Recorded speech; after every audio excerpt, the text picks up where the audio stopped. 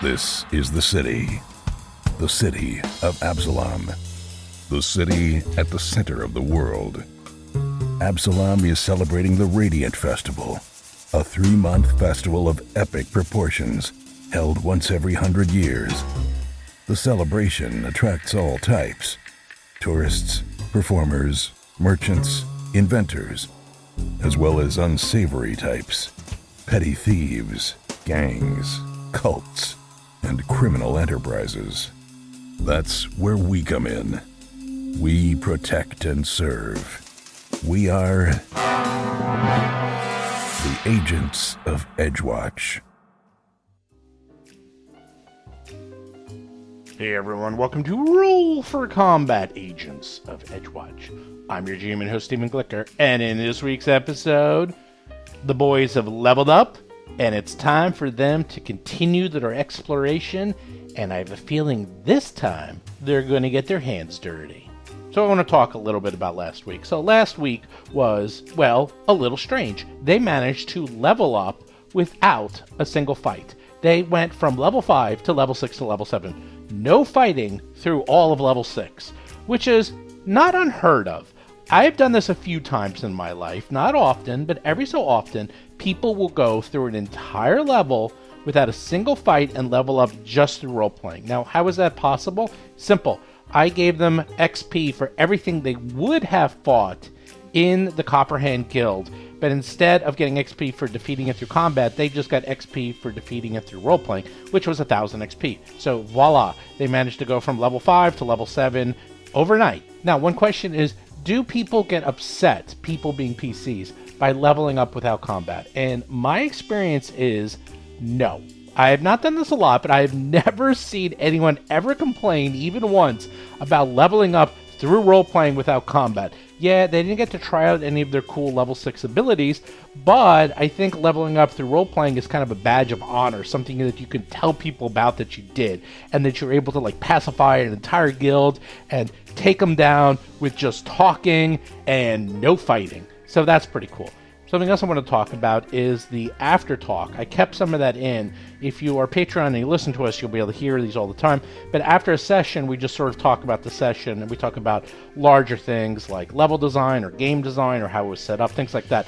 And this was a kind of a strange level. Like, if you look at it in the adventure, the map is really small. Like, really, really small. So small that a lot of these large monsters didn't even fit. Like those oozes, they were in a room that couldn't even contain them.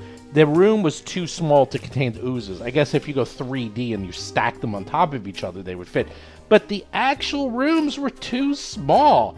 And this is not uncommon, especially for pre-written adventures. I won't go into the reasons why this happens, but this does happen. Now, there's a couple ways to take care of this. First of all, one very simple trick, which I've done in the past, is you just make all the squares bigger. What that means is, like, if the hallway is 5 feet, make it 10 feet. If each square in the map represents 5 feet, instead make each square represent 10 feet. So voila, all the rooms get bigger, all the hallways get bigger, and suddenly you can fit everything in the map. There are downsides for doing this. Obviously, you got to redo the whole map. Maybe you have too much room. Things get kind of weird because all the doors get gigantic, things like that. Anyhow, don't worry about it too much. Don't overthink it. It's sometimes better just to have more space.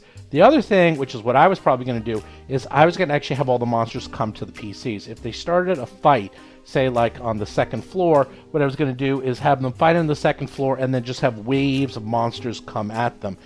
That actually is very helpful because if you do waves of monsters, the PCs can kind of set up a kill box, and although they have bleeding encounters, it gives them a little bit of a respite because they can see the monsters coming, they can sort of set up, and they have sort of an initiative on top of the monsters so they can do a little bit more damage. I've done this a lot, it actually works really well. So that was the other thing I was going to do. However, everything you heard last week really lent this encounter to a peaceful resolution. Because this Copperhand, if you put yourself in their mindset, which is what I did, is that they were in a lot of trouble. They just lost a ton of members. They're working with this death cult, which they completely don't trust. And all they really want is money. They're called the Copperhand. They want coppers. They want gold. They want to make some money, leave town, and start a new life. That was their main goal.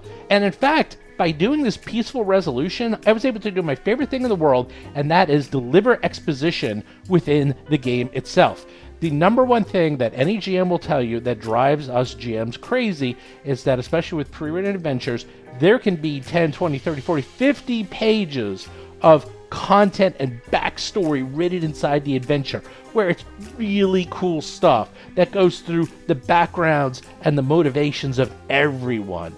And it's very rare that I'm able to get this information out for anyone to see or know about, because you go in and kill everything, and it's hard to get that information out. So this was a great time for me to actually have the leader of the gang, plus Gomez had some experience with these gang members with his past, of like, yeah, these guys don't want to really deal with these people. These skin saws are nuts. And in fact, they sort of got into league with them, and they're now in over their heads, and they just want nothing to do with them. They want to get out, and everyone wins. And this is a fun way to do an encounter like this. You do not have to have fighting all the time, especially with intelligent creatures. Like, here's these gang members who are really kind of almost like a fraternity of guys who, yeah, they break the law, but all they're really doing is hanging out and gambling. And yeah, they're bad guys, but they're not super bad guys. They're not death cult bad guys. They're just kind of bad guys. So humanize them, see it from their point of view. These guys have their own goals, their own fears. They wanted to make money and leave. They didn't want to get involved with death cults. They were done with all of that. So when they see some new initiatives who want to join them, especially after what they just went through, sure, why not? Especially if they bring all that gold. So if you ever put in this situation as a GM where it looks like there's a possible peaceful resolution for something, you know what? Let them do it. Let the PCs do it, especially if they're into it. In this case, they were definitely into it. They were having a lot of fun, and it's more memorable. People will kill monsters left and right, and yeah, there's some memorable fights, but this is something they're never going to forget. They're never going to forget infiltrating a Copper Hand, peacefully negotiating with them, getting out scot-free, and leveling up their characters. They will never forget about that. Trust me. One more thing I do want to mention is that in this week's episode, there is some shopping in the episode. I know a lot of people like to hear this. I used to cut it out, but people told me that they really want to hear it. So if you're one of those people who say, I don't want to hear shopping, there's about 16 minutes of shopping. So once the shopping starts, just skip it. At the very end, I do a recap. So just go in about 16 minutes, and then you can just get the recap. You can hear everything they bought, and then the adventure picks up. It's not that long. Whenever I do shopping, I try to keep it between 10 and 20 minutes, and that's it. So that way you're not super bored, but those of you who are interested to hear what they're going to be buying and the reasons why they're buying it, and in this case, it's actually kind of interesting, the whole discussion they have, I kept it in. So there you go. Anyhow, with that, let's get to show notes. So this week's show notes, hey, guess what? I'm going to talk about RPG Superstar and the Battle Zoo Bestiary. And guess what? It's done. That's right. By the time you're listening to this, the book should be off to China, getting printed, and that's it. The book is done. I can't believe it. It's one of those things, like you work so hard on something for so long, you don't expect it to ever end, and then one day, it's just over, and it ended. Well, it's not completely over yet. Now, actually, the book has to get printed, and I gotta get it out there, and then get it to people, but here's the deal. The book is done. It's 172 pages. It's the exact same size as a regular Pathfinder or Starfinder hardcover book. It's being printed by the exact same people who do Starfinder and Pathfinder books. And it turns out they actually do a huge number of role-playing books in general. So any one of these role-playing books, if you notice, they all kind of look and feel exactly the same. There's a reason, because there's only a couple of plants, and the one I'm using is one of the ones that many other people use as well, so the book is going to come out top-notch quality. As for pre-ordering it, I will allow people to pre-order it on the Roll for Combat website in the near future. I'm still setting that up, but look for that in a week or so, and I will put out information of how you can do that. Are there going to be two options? Can you get it as a PDF? The option is yes. You can get it as a hardcover book, or you can get it as a PDF, or you can get it as both. Just like any Paizo product, or any role-playing product really nowadays, of course you can get it both as a PDF and a hardcover book. I will tell you though that we are going all out on the hardcover book. So if you do get the book, I promise you it's going to be a really, really high quality. We're using amazingly thick paper, like way higher quality than even Pathfinder uses. And we're using, well, you'll see, it's all super top notch, like ridiculously over the top notch. And as for the artwork is fantastic. I'm using a lot of artists from Paizo, but I found a few of my own, which I actually think are even better than some of the Paizo artists. A few of them are ridiculous in how good they are. And wait until you see the artwork in this book. And then there's other aspects, such as t-shirts. So that's right. Everyone who won the contest will get a free t-shirt of their monster.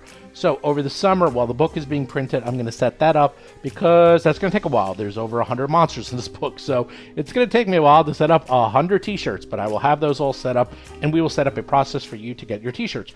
Also, other people can just buy any of these t-shirts. We'll have t-shirts for every monster in the book, so you'll be able to get those no problem. There'll be other t-shirts you can order as well, and you'll hear about that more in the near future.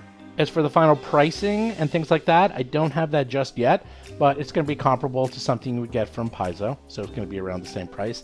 And as for where else can you buy it, it's going to be coming out approximately in the end of September. That's when it should be in, quote, stores. And we're going to be definitely selling it on Amazon, and I'm definitely going to allow pre-orders, and I'm going to probably bring a few copies to Gen Con. So, if anyone is interested in having a copy and buying it at Gen Con from me, let me know in the Roll for Combat Discord, and of course I will let you pre-order it as well once we have that set up. I don't have actually a booth at Gen Con, but I'm expecting to have some talks, so you can do it there, or you can meet me.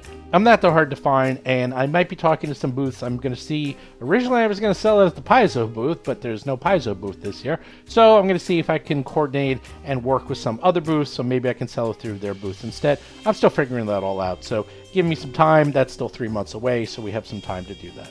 Anyhow, I don't want to ramble too much, but if you have any other questions, just feel free to ask me in the Roll for Combat Discord in the RPG Superstar section. Just go there, ask me questions. I will freely answer it. But basically, here's the recap. Book is coming out at the end of September.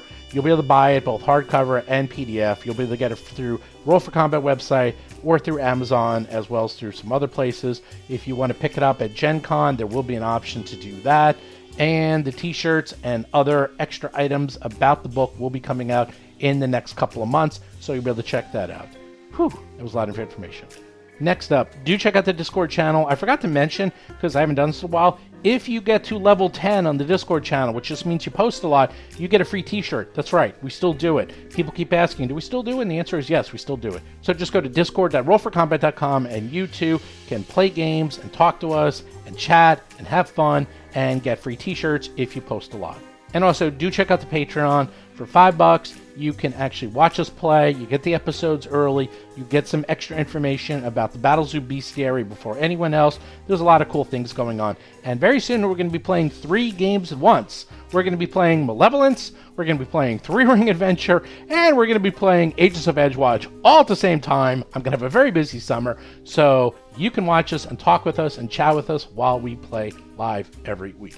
Anyhow, with that, let's get to this week's exciting episode.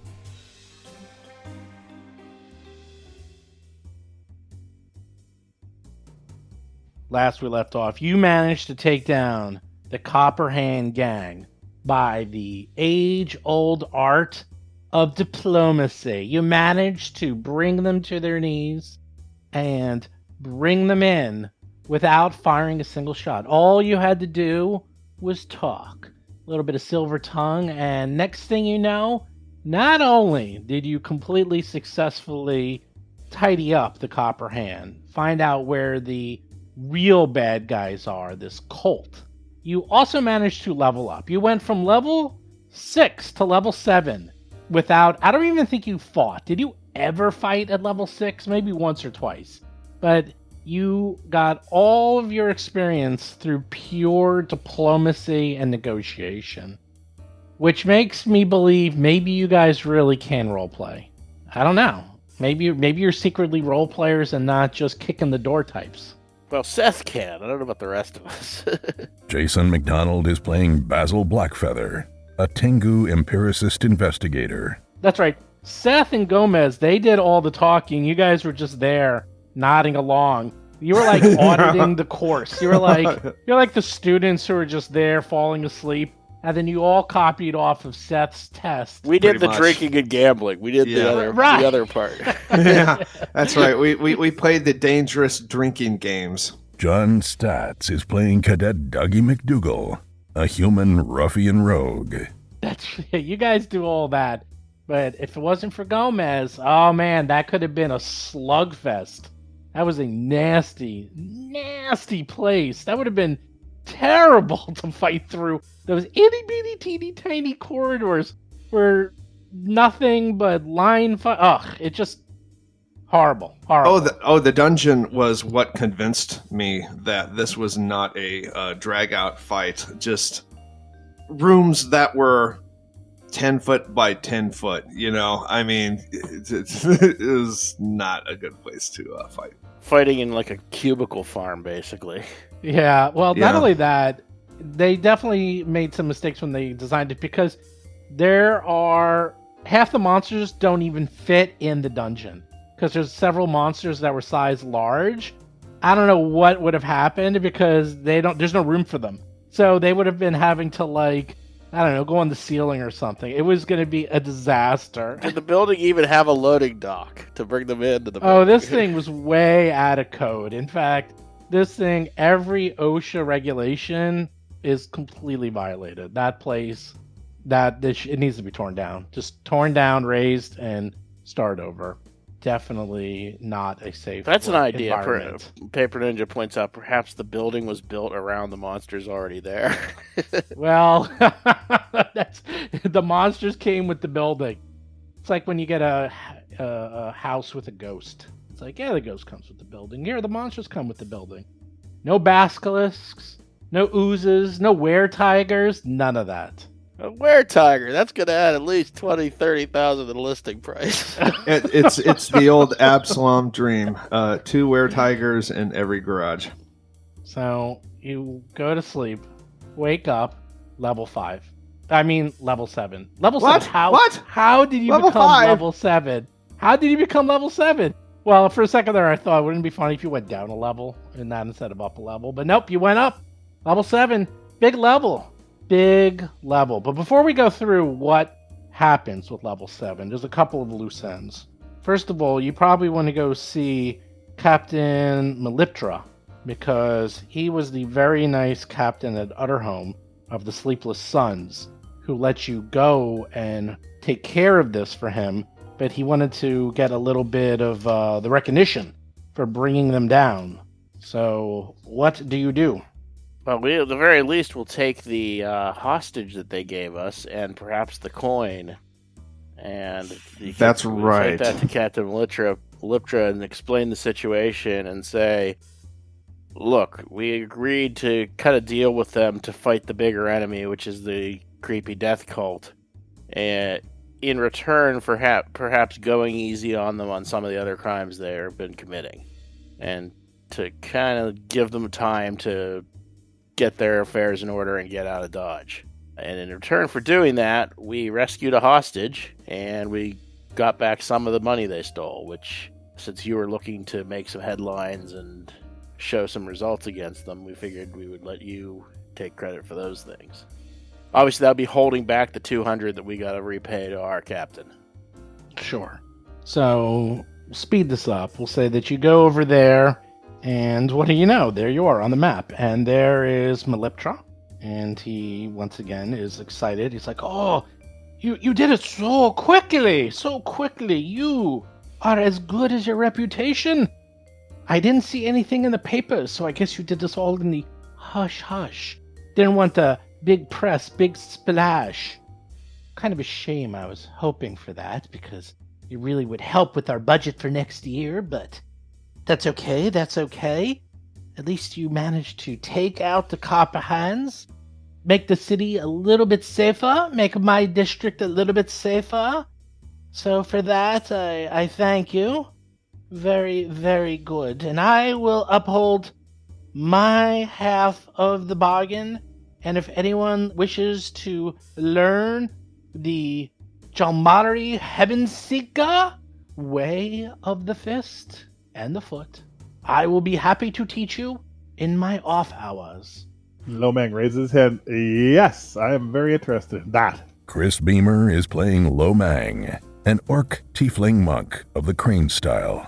I I'm a was quick hoping. I was hoping your crane stance is strong, but my Heavenseeker is stronger. And the fusion of both will be even more powerful. Just a little bit of a flurry, and as he's doing it, you're seeing electricity literally coming off of his hands. You see his hands glowing like Perry Gordon's The Last Dragon, where he's actually glowing with powerful fists. And you know that you can't do that. I Yeah. can't. Not yet. Not yet. I'll learn the way. I must. Basil kind of shrugs and casts his ancestral ability of the electric arc. Like, I can do that too. Yeah, I do not refer him to my character art. Seth Lipton is playing Gomez, a goblin elementalist sorcerer. Oh. This character art is literally him walking around as a human taser. But, hey, this guy, Lomang, he's a half-orc. Or tiefling, or whatever the heck I'm an you orc are. tiefling. Orc full, tiefling. Full orc. and You know what? half Tiefling. Yep. Let him have his fun. Let him think he's going to get something really special out of this. Well, you guys are like, electricity? We were born with that. Shiny and sparkly. The orc with a golden arm is what he's That's right. Oh, that is... You know the name Lomang. You know where that comes from. Lomang is the actor's name who plays the kid with the golden arm. Oh, Oh! my god! Nice, that's perfect. Oh, that's perfect. Wow. Well, And you by the really way- are the orc with the golden arm. Yes. Well, if you want, I will help you and have your arm cut off, and then you can replace it with a golden arm. And I we can like the hook sound of this. that too. We can hook the captain up with some good PR. We do have that journalist that we are giving exclusives to, are we not? Oh, yeah, that's true. So we can actually, connect A to C in this manner and help him out with his budget.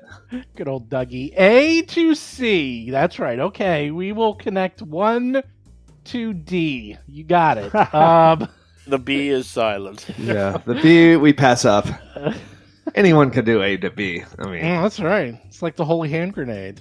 5 is right off. Okay. That's right. He is totally up for that. He is like very excited, and he talks to Lomang. You figure out your schedule of when and where to do the training, and he's very excited to teach you and expound upon the ways of the Heavenseeker. With So secret you- dedication, which that's is like right. it's like multi-classing. Like that, I guess that's Yes. class, right? Almost, Yes, or- the archetype is basically the method to multi-class in this, and I think most of you already have an archetype. I mean, Basil does. He has the wizard archetype.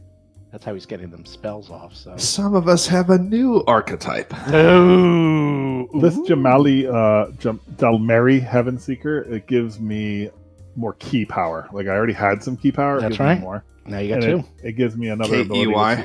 KI. You'll see KI. it. You'll Ah. see my new ability maybe in action. Key And, power. I'm also Yes. now trained. I'll be trained in occultism now. That's right. You're going to learn the Interesting. mysterious ways of the Occult. occult. Do we have that covered already, or no? I think we do, right? I'm pretty good at occultism. Alright. I'm kind of a skills monkey, so I'm good at a lot of things. Just not the various physical ones like acrobatics and athletics. Also intimidate. I'm not very good at intimidate. Are you master in occult? No, not at all. It's I'm just not a that master. I'm just trained now. Also, yeah. So at least it's Okay. just another source of that. So So you go back to the headquarters, and you meet with the sergeant, and he looks at you and he says, "Well, fellas, I got some good news and I got some bad news. The good news is that lead you had against the Skinner and the Ascendant Court. It turns out that those leads are pretty good. The bad news is that the Grey Cloaks, they run that court, that district, and they want to do it themselves. They want to take in the collar. So, unfortunately, you're going to have to slum with us over here back in the Edgewatch and just do your normal routines and duty right now until we find out more. But right now, the Grey Cloaks are going to take it on and see how it goes. But good work. You did a great job. We have a cult to hunt down and hopefully eradicate. Obviously, you did a really good job. We got to clean up their mess? Is that what we have to do? You did a really good job in the Foreign Quarter. Meliptra said you did a fantastic job. They're happy. We're happy. So, I guess just, guess you have a little bit of time off. I don't have you running around. Don't have any new mysteries to solve. So, enjoy the festival and just doing your rounds. But Any Captain, questions? Captain, Yes? how will we become level 8 by tomorrow? Well, it is amazing how quickly you are rising through the ranks. It seems like just yesterday you were green-faced rookies, and now you're not rookies. Probably I the even have a highest good name ranked. for that.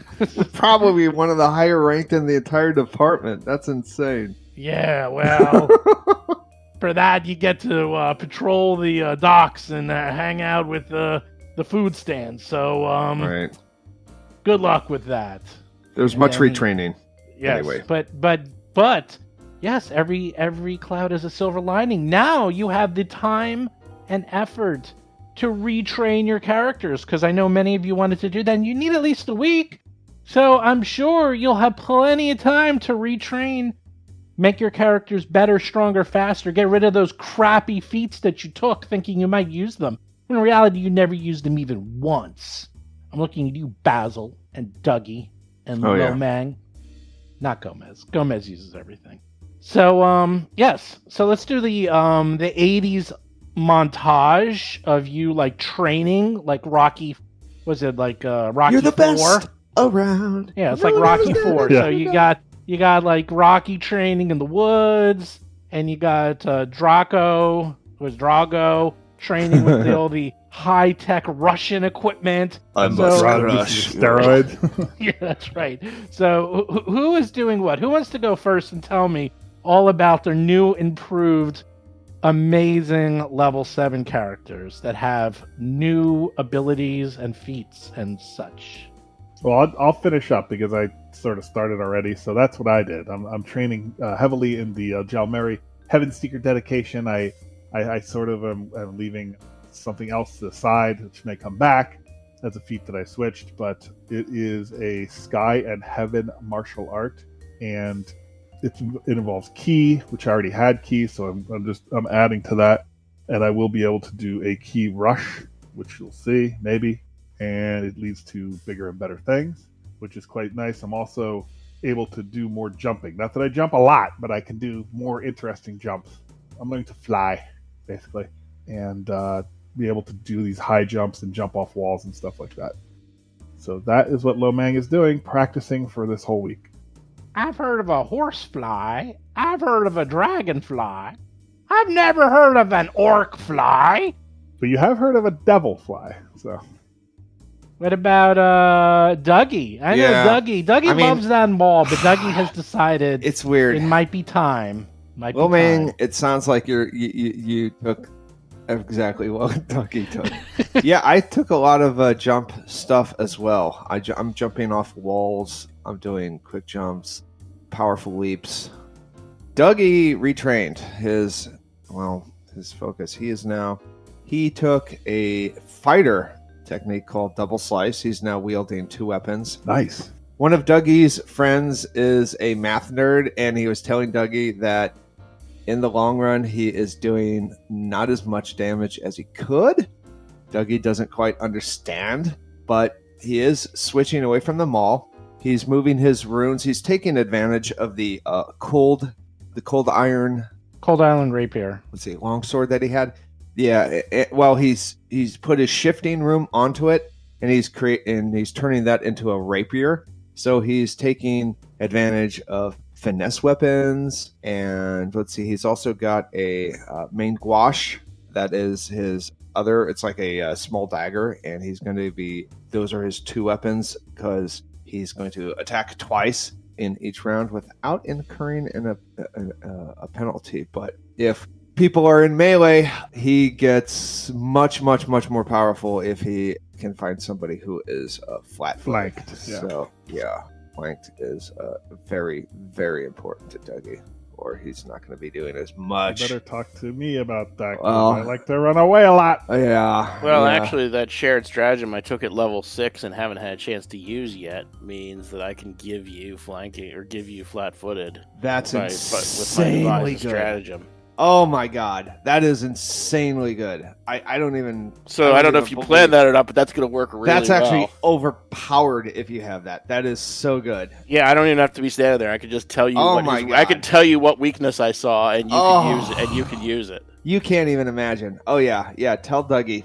feed him, because if you do that, then he will be doing more damage than Maul Dougie.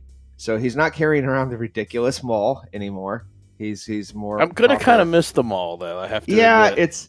it's this one's there's a lot more. There's cooler things he can be doing. It's gonna be closer to Lo Mang's key strike, where he's doing all these crazy stuff. So we'll see how that goes. But if he gets flat-footed, forget it. Also, for Dougie, when you go first round, because you are a rogue, you get flat-footed.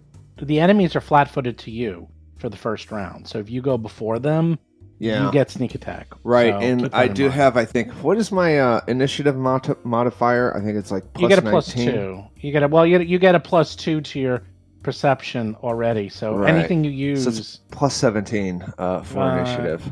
Should be. yes, you have a +17 to initiative. So your initiative is pretty massive. So you should Yeah. be near the top from now on. So And yeah, that's pretty much Dougie's. He got a lot of jumping. oh god, it's going to be the Mario Brothers here. I know, it's Lomang it's and gonna be Dougie. really weird. Because I saw, I will say, Lo Mang pulled out some moves that Dougie envied. He really did envy them. Yep. So I am following on your lead. What about Basil? Basil also, I think, has gone the way of the retrain. I did do a reach. Well, I kind of just my retrain's more modest. I kind of realized that I sort of had an overreaction, and that this whole snare crafting idea wasn't really going to do me that much good. Because how often are we going to be defending a position? So, and I didn't even use it when we were staking out the bank. So I trained out of that and trained into Streetwise, which lets me use my society skill, which is like plus 14 or plus 15 to gather information. So that was my retrain. Then my new level 7 abilities. I took Fleet as a general feat, which has given me a plus 5 base movement speed. As my skill that I chose for Mastery, I took Mastery in Medicine. So now I'm a Master of Medicine. And I kind of loaded up on the healing stuff. I went for Advanced First Aid, which means I can now cure some statuses as well. But with like Frightened and Sickened are the ones that specifically I can cure. Also, just noting that with if my the Assurance on Medicine that I took at level 6, that means I can now automatically succeed on the DC 20 heal check, Wow, that's great. which means 2d8 plus 10. And I even have a puncher's chance. And since I'm a master in medicine, I'm eligible to try the DC 30 check. But I'd have to roll a 16 on the die to make it though. So that one's a bit more risky, but I'm at least eligible for it. And last but not least, Gomez. Gomez, who's been awfully quiet. What are you thinking, Gomez? Oh, battle cry. When I roll initiative, I demoralize and observe foe as a free action. So start a combat, remember somebody is getting a demoralized check against them on the other side. Now, I have a house rule that whenever you use battle cry, I need to hear you do the battle cry. You don't have to actually scream, but you have to say something Gomez would say, like, "Hey, pox on your mother!" Not at Or- all. Not at all. I have it. Oh, he has it. He's all ready. Nice. Of course. Show us your barbaric yawp, Mr. It Anderson. is. Show us and your must- war cry. It is and must be. Stop! You have violated the law. Nice. Been a long time since I had a good brawl.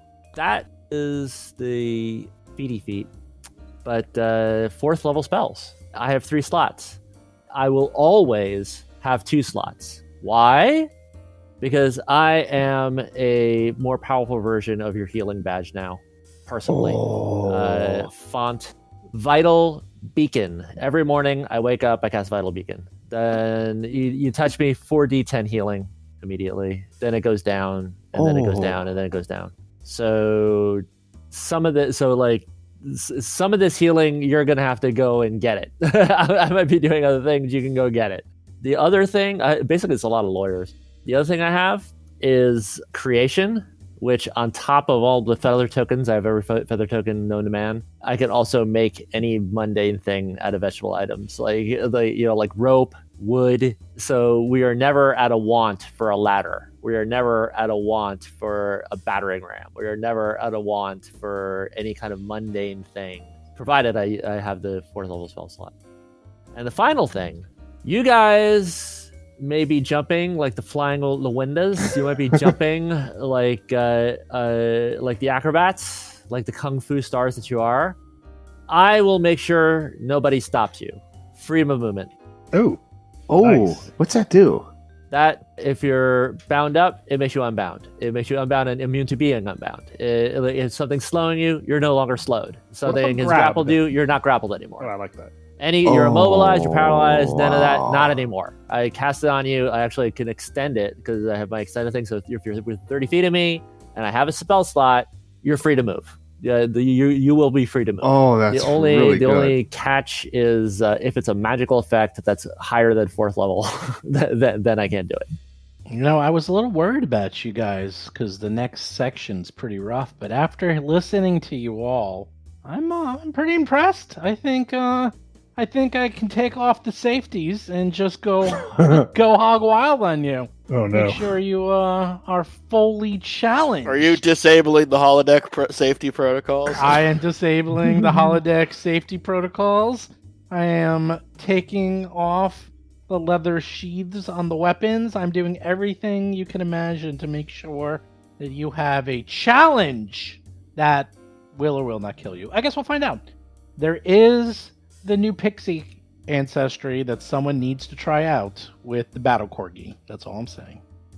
You're under arrest. I actually have a DM question too about the sorcerer thing, because I get elemental motion. Now Yes. now I'm a hybrid, right? Because it's like I've been doing things, getting all the stuff from the fire aspect, but we've just been tweaking them and saying that they're earth just so for non-lethal damage.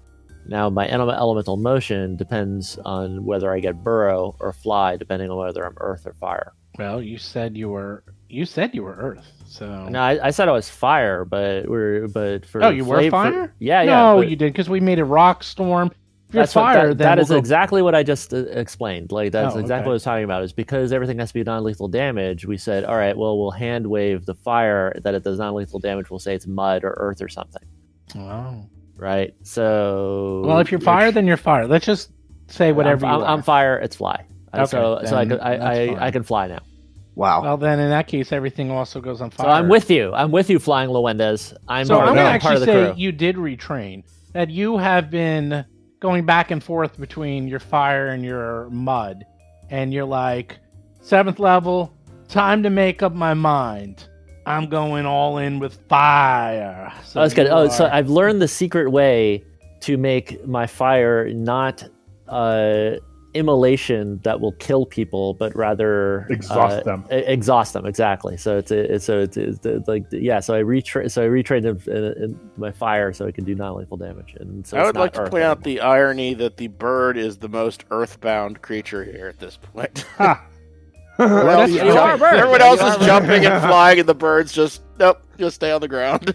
Yeah. We are going to jump up, and get down. You can use your vestigial wings to not take falling damage, though. That's true. I do have pretty much permanent feather fall. So you guys are doing the training montage. Everyone's there. But then at the very end, you see Gomez. And Gomez just is sitting there. He's the one that is the thoughtful one in the training montage. All the other ones are like fighting, training. jumping, and you see one who's like going through books and scrolls and thinking deep thoughts, and then he's like, aha, and then flames come out of his hands, and he just shakes his head up and down going, yes, yes. And now he controls fire. So you explore the park, explore the festival, have many minor encounters, nothing to compare to what you've been doing up to date.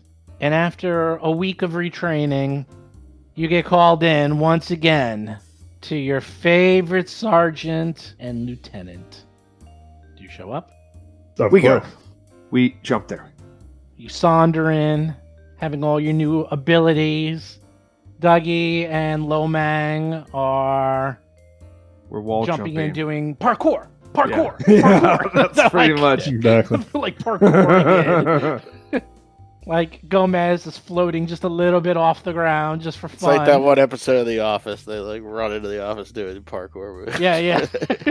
And Dougie, Basil's just shaking his head like, oh god, what have I gotten myself into?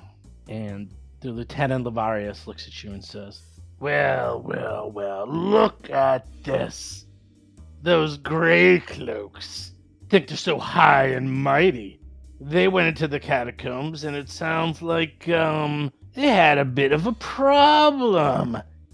This is all in the hush-hush. I'm not gonna say anything, and you shouldn't be repeating this to anybody, but it sounds like they requested you. I wonder why. And he's got a little smirk on his face. He goes, so Red Squad, go over to, the Stone Shield House and check in with the Great Cloak's leader, Captain Runewolf, and see what he wants. I have a feeling you're going to be hearing some begging. Any questions? We can do begging. Not you. No, they're gonna do begging. It's Oh. us. They're going to do the begging. Okay. Get a hold of yourself, Dougie. There's no groveling here at Hudsucker. I mean at Edgewatch. All the jumping has had to give it a bit of a head rush, I think. Yeah, Well, we're not remember used the to this. name Red Squad. All right, dismissed. We will not let you down, sir. And he has definitely softened up to you over the last couple of weeks. He's definitely much nicer to you. Thank you, Gomez. Gomez standing up for himself. Okay, so Sick of the high hat. before we go to the Grey Cloaks, Mr. Basil, you know all about the Grey Cloaks because you are a man of the town. Plus, you're from here, so you know everything. Do you want to fill everyone in what the deal is with the Grey Cloaks? I am willing to do some filling in. Okay, thank you. All the whole map is revealed to us? This is just the headquarters. Okay. Oh, these are the police. Okay. Yeah, you're going to They the... look like thieves. I well, was like, oh, yeah, Steve. well, the Grey Cloaks actually, that's what they look like. They actually, because they wear these cloaks, they're kind of like hooded. They're like, yeah, you'll Ah. see. You'll hear the deal. Jason will go through it. Indeed, I shall. The Grey Cloaks, their district is the Ascendant Court. Their headquarters is Stone Shield House. Captain Runewolf the Unbeliever is their leader. I'm assuming he is not a pixie. Doesn't sound like a pixie name. Although one of the most religiously tolerant cities on Golarion, Absalom still sees interfaith conflict that sometimes spills out onto its streets. Temples and cultural icons dominate the Ascendant Court, so the Grey Cloaks must often investigate property crimes like vandalism and theft. They're second only to the Learned Guard in their dedication to acquiring all the information they can before taking action, arranging elaborate sting operations to catch many criminals at once. The Grey Cloaks have a relatively flat organizational structure. All assignments are handled by the Captain Runewolf the Unbeliever or his immediate lieutenants. Grey Cloaks wear light gray wool cloaks over their standard Absalom watch uniforms, often eschewing insignias and epaulets to blend into the crowd. Membership in the Grey Cloaks requires denying the divine authority of all deities so as to hold the laws of Absalom above the mandate of any religion. Most watch members are highly irreligious. A rare few harbor religious faith in secret, which they conceal to protect their jobs. The Grey Cloaks' public atheism ensures their impartial reputation in conflicts between believers. However, they're sometimes suspected of corruption by believers who assume they're easily bribed by worldly temptations. Grey Cloaks tend to get along well with the Learned Guard and Star Watch, but other guards review them as strange and unapproachable. So, with that, you head over to the Stone Shield House, where you have an appointment with Rune Wolf, the Unbeliever. Sort of the opposite of the monkey song. So, you walk in, and as I said before, this place is pretty well run. It's not nearly as hectic as the Edgewatch, but definitely more hectic than Sleepless Suns, who seem to have everything buttoned up. And you meet up with Rune Wolf. They know exactly who you are. And you meet Mr. Rune Wolf. He is a towering man. Seems to be common. Seems like everyone who runs these departments is rather large. Well, Captain Rune Wolf is a human barbarian, and he is towering over even Lomang. He is gigantic. He has ruffled hair. He's sort of in a disarray, and it looks like someone took a barbarian out of the woods and threw a cloak on him and some weapons. He's like a disheveled cop, if there's such a thing. Yeah, that's weird looking. That's a weird image. You walk into his office. Diffused afternoon light pours in through the stained glass windows of the serene hallway in the Stone Shield House. The Grey Cloak's leader, Captain Rune Wolf, sighs as he runs a hand through his graying hair and gazes into the rippled glass depicting the ascended goddess Iomade. Honestly, I'd like nothing more than to chew you out for stepping outside your jurisdiction. I should write you up and send you back to Lavarius with your tails between your legs, and see you mopping floors for the rest of your careers. He scowls and turns, his cloak billowing behind him. He looks out the window. But these are special times we're living in, and I do, in fact, need your help. He swings back around, his cloak billowing out. He looks at you all in the eye, dead serious. If there's anything I can't abide in my quarter, it's a murderer. And the only thing I hate more than a murderer is someone who kills in the name of their god. So yes, as soon as I caught wind of the rumors, I sent detectives to investigate. But it's been several days since my team of Grey Cloaks descended into the catacombs to find the so-called Skinner. Some kind of priest of Norgabur's skin saw man aspect. Corporal Quindon is a capable lawkeeper, someone I trust with my own life, and the Grey Cloaks she took with her are top-notch. But I fear the worst has come to pass. I will grant you the permission you need to go into the catacombs, but only under 2 conditions. First, I ask that you discover the fate of my Grey Cloaks. If they survive, then bring them back to me in one piece. My second condition is this. And he looks at you all, dead serious, with a stone-cold face. Destroy the Skin Saw cult. Bring the Skinner to justice. And show no mercy. Ooh. Oh, yeah. Like, hey, whoa. all right. We So will do it are you non-lethally. saying, to terminate with extreme prejudice? Kill them all. Wait, what? Wait, we have that. I need that written confirmation of that order. if Yeah, you don't mind. I know that. This is a very silly captain. He starts out by scolding us and telling us how to throw us out on our ears, and then he's asking for help. Is he like? Well, That's really weird that he. yeah, would say I that. am no fan of this Norgorber cult. That's for sure. Their whole religion is based on murder and worse things than that. So we can comply. I just want to make sure that it's all that it's legal. I mean, we'll try and bring back a prisoner of the leader. Is that what you want, or not even that, dead or alive? he looks at you and sort of has a smirk on his face. He says, I'll put it to you this way. You can try to bring them in alive, but if they put up some resistance, I won't be crying if they're dead. Wow. All right. Wow. Dougie is not. He hears this guy, and he's not going to contradict him because he is a superior. But he's going to let justice take its course. He's going to use non-lethal damage throughout the campaign. He's sticking to his original rules of engagement. He's Well, not we'll going have to to see kill people. what we have to run into. I mean, That's crazy. He's not just going to turn on a dime because of this guy who dresses like a rabid druid. he's a gray cloak. Yeah, You need to have respect for that. yeah. I'm not going to change my freaking morals here for this guy that I just met. I don't know anything about this guy, so Yeah, you probably don't know that much. Obviously, you know what Basil said, and they don't like religious cults, and they have a much firmer way to eradicate them than other districts.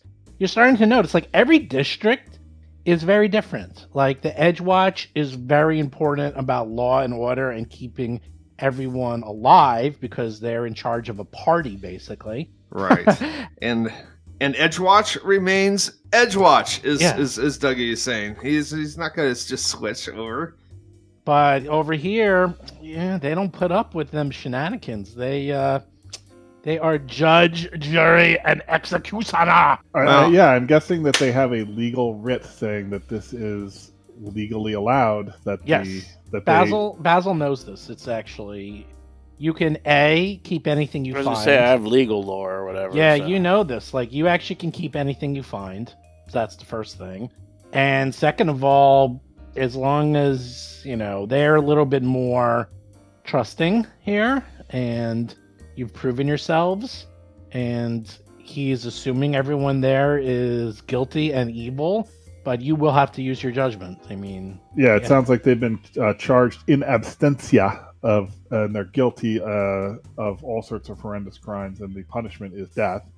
And we are going to mete out that justice. I mean, I hate to cheat the hangman, but if that is the case, so be it. I will comply. in addition, you have access to the Grey Cloak's armory, on the condition that you find and retrieve the missing patrol dead or alive. And of course, you must keep the patrol's predicament a secret. You can buy up to 50 gold pieces worth of anything non-magical, including armor, weapons, adventuring equipment, potions, whatever you want. Also, if you come back and succeed, I will give each of you a +1 striking weapon of your choice. Ooh. And also, when he pulls out some potions, he goes, these might help when you're sneaking through the catacombs. And he hands you 4 moderate mist form elixir potions. Okay, one each, I guess. Wow. A moderate mist form elixir potion is quite good. It will make you concealed and have a faint mist emanate around your skin for 1 minute. Huh. That's kind of cool. Basically, Does that give you immaterial? No, it just makes it that there's a 20% mischance on you. Oh, okay. All right. Oh, really? How much do those cost? The lessers are 18 gold. Oh my The god. moderates are 56 gold each. Well, what's the difference? Well, the lessers only last 3 rounds. The moderate lasts 1 minute. The greater lasts 5 minutes. That's 180 gold. What's the one they gave us? The Moderate. and Yeah, they that's last a full 1 minute. minute. How much is Yeah. that? How much do those cost? 56 gold pieces. Nice. Oh, Lobag's like, I'm saving up for some armor. Jeez. Oh, Miss Form Really Elixir. good. I don't know if I'm going to be saving up for much longer. Actually, I'm gonna buy. Yeah, I'll buy 3 of the lesser ones.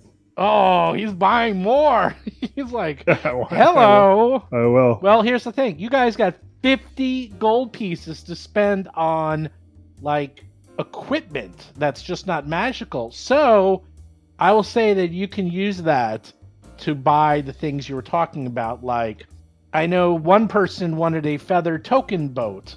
Well, that's kind of magical.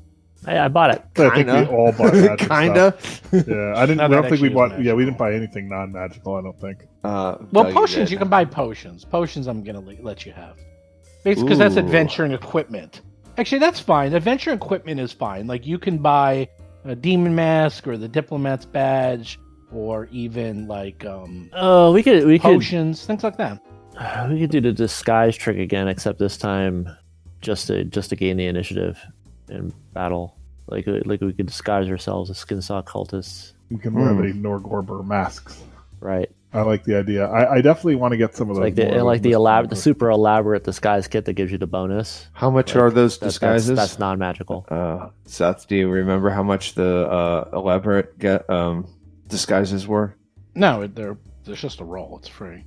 It's Oh. the kit. The kit I thought costs the money. kit was money.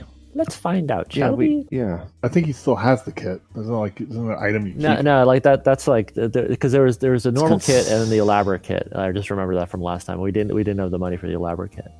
The elaborate kit was very pricey, I recall. So wait, how many lesser mistform elixirs you want, Lomang? 3. I do want 3. All right. Elite disguise kit. Oh, it's only 40. It's 40 gold. Sorry, pieces. was it 50 each or was it 50 for the party? 50 each. I'm just gonna get 3 of the 12 gold potions of healing. Can never have too much healing. I think I'm gonna have a moderate healing, actually. I know it's So kinda boring, elite but- disguise kit is 400 silver pieces, which is what 40 gold. Yes. So do you want to do that? Do you want to just like go in disguised as Skinsaw cultists to see if that'll give us a bonus on initiative? 40 gold's a lot for that. I don't But actually. like that, yeah. So what? But what do you? But it's non-magical, so we can get out of his. No, we that can have- was retcon. Like, we can buy potions. So Oh, okay. I just bought a bunch. All right, of never potions. mind. Yeah, I'm gonna buy a potion too. I think.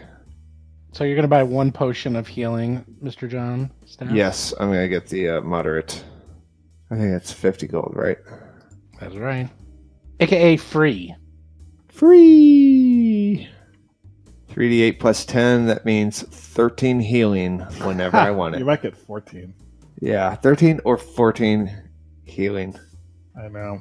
At least it's plus 10. I just. Oh god. Well, now, what did you want, Basil?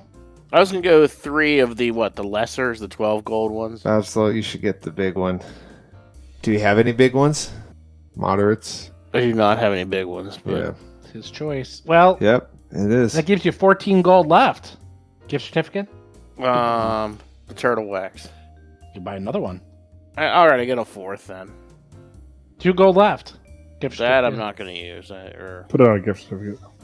How much is a sun rod, in case we need one? Or actually, that we probably need some lighting. Or So yeah, he goes on to explain as you're like going through it. He's like, so this particular branch of the catacombs was once owned by a sect of priests of Aridin called the Fellowship of Prospectus. After Aridin's death, whatever that means, he gives it like air quotes, the priests abandoned the crypts. That was over 100 years ago. You can't keep tabs of every corner of the catacombs, so law only knows what beasts and restless spirits might have taken up residence since down there. Oh yeah, don't expect any sunlight whatsoever. You're gonna have to bring your own light. I mean, I have dark vision and low light vision, so Oh dear. I don't think Dougie has. Might need to get some goggles of seeing or something. Or you walk around with a big old torch where everyone could see you. Yeah. Yeah, Why you sure you sure you don't want to redo all that and get yourself like a potion of whatever the vision potion, seeing dark Well, potion? no, it's not gonna be a potion. We got a whole adventure. It'll probably take a while. I mean, there's a dark vision elixir, but they cost 9. There's like a level 8 one that costs 90 gold in less 24 hours each. Yeah, And but I then- have no idea how long this is going to take. What light source does Basil and Gomez? Gomez probably doesn't need it. He's a goblin. Yeah, I don't so- need it. Yeah, Like are Basil, you though. are you the only one that can't see? No, in the it's dark? going to be pitch black. So you need to have dark vision, not low light. right. I have So dark so I have dark vision. Lomang, you have dark vision. I do. Basil, I have low light, so so you need dark vision. You sure you don't want to You sure you don't want to spend the money on the dark vision and just? that's what I was just looking not- at. I'm looking at goggles. It's like we're literally of holding night. a beacon. announcing our presence. That's why I Well, I'm not going to do that. always Yeah, I'm looking take up some. characters that Oh, have dark wow. Okay, so that's 6,000 gold pieces. It's a little too expensive. And I'm not thinking like this is. I'm not thinking like a multi-day trip here. Like I'm thinking it's like it's Blitzkrieg. It's like lightning fat. Like one run. It's like we do this in one run. I hope. And it's like that, like those misform potions. Like are they like they're tactical? Because they only last like 10. They last like 10 minutes or something. 1 1 minute. minute. They last a minute. Well, that's the Yeah. big ones. The small ones I bought last 3 rounds only, but I like it. Oh, regardless. Okay, so that's beside the point. But yeah, let's not hold a flashlight. Well, you tell me. What do you want to do? Well, I'm currently looking it up. I wasn't expecting Yeah, do they have to. a magic item like goggles? I don't think they do. They do, but it's It's 6,000 gold. no, it's 1,000 gold. What's it called? Goggles of Night. Greater Goggles of Night is 1,250 gold pieces. What's a lesser? If there's There's there a Goggles lesser? of Night, and that just gives you +1 to perception. Yeah. Okay. So And well, you can use it once per day, and you gain dark vision for 1 hour. Jeez, they make dark vision hard to get. yeah, this is kind of freaking hard to do off the fly. How much is that for 1 hour? 150 gold pieces. How does the 1 hour work in exploration mode? 1 per day. You do it once per day. So once That you No, is but like probably- when we're in exploration mode, we're kind of like, how do you keep track of time? I do. I mean, I keep track of time, and it goes in increments of usually 10 minutes. You know what? I think that's actually a good way to go because honestly, after a few encounters, the jig is up, and I just don't know if we're.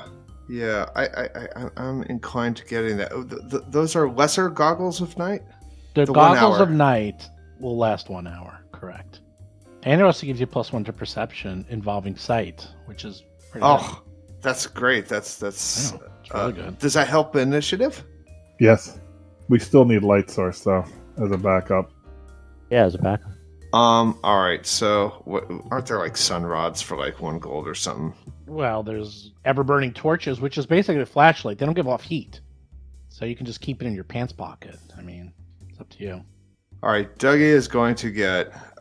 Well, I guess this is Dougie, and I gotta find out what Basil's gonna do. Basil, what do you think your character's gonna do? Sorry, That's I'm looking 110 at, gold pieces. Maybe that's Pathfinder 1. Hold on.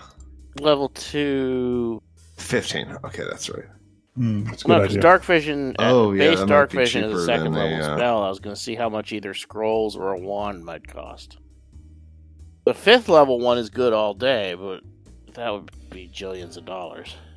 Okay, so Dougie's gonna get the ever-burning torch for 15 gold, and he's going to get the dark vision goggles. That'll give him 1 hour, unless there's objections to that. That costs 150 gold. doesn't Yeah, it? sure. But there's no alternative. There's none at all. I mean that's as, and like I'm not going to bank 90 gold on the hope that we can do this in 1 day because Yeah. that's, even though that's par for the course, and I do believe that's a big risk. These goggles cost me 150 bucks, so. Well, but John, gold, I so. can get Dark Vision scrolls at, I want to say, 12 gold each.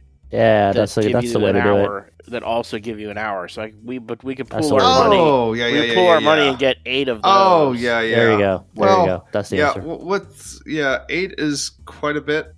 I mean, yeah, They don't yeah, go bad. Yeah, that's they true. don't go bad. Yeah, that's right. Yeah. Let's pull our money. Let's get 8 of them. And also, I'm going to take an ever-burning torch. See, the problem is I'm now this is just exactly bad for me because I dual wielding. If you So- can keep that in your belt though, or something, your bandolier, right? It has held in You're supposed hand. to- it That's does true. hold in hand. It does hold in hand.